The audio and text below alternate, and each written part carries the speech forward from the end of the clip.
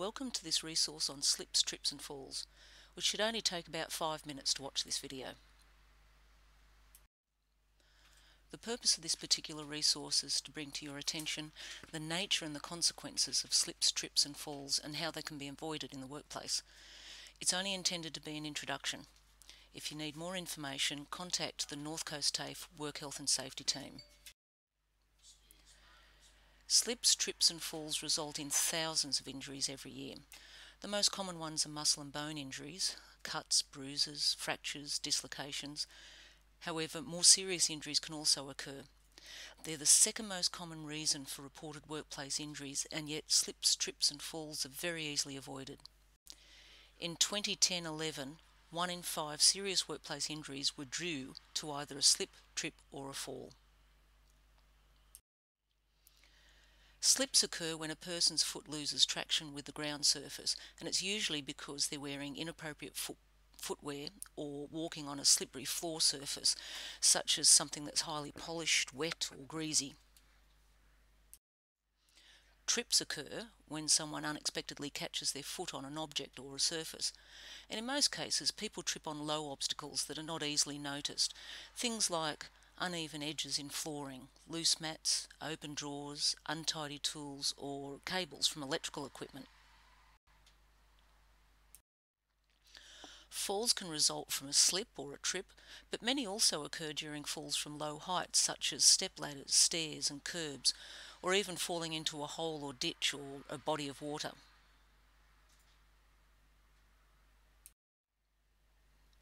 Common slip hazards include spills of liquid or solid material, wind-driven rain in through doorways, could be a sudden change in a floor surface, for example the joint between carpet and polished timber. Another hazard is wearing unsuitable footwear or changing from a wet to a dry surface or vice versa. Dusty and sandy surfaces are also slip hazards, so would be the incline of a ramp, loose or bumpy flooring, and even low light levels.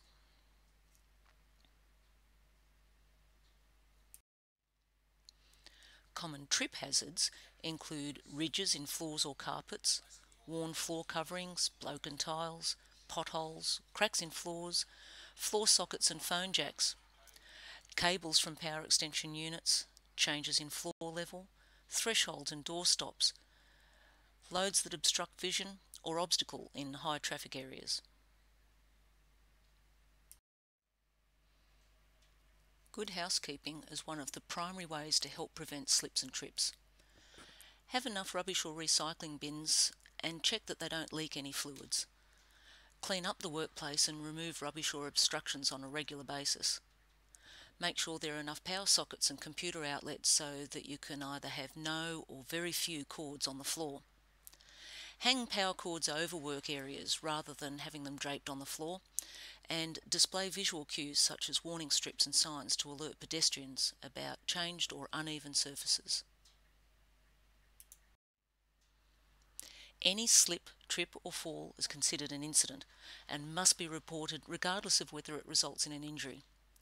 Reporting an incident is really easy. There's no paperwork required, it just takes a phone call. 1-800-811-523.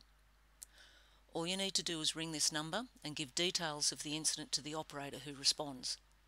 The operator will ask you questions to find out as much as possible about the incident, and they'll record those details.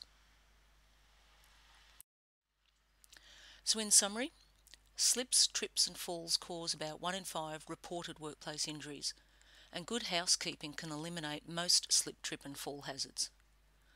All slips, trips and falls are incidents and must be reported on the hotline 1-800-811-523. This resource is available in adobe.pdf format on the Toolbox Talk page on OneWeb, and if you need more information, contact the North Coast TAFE Work Health and Safety team.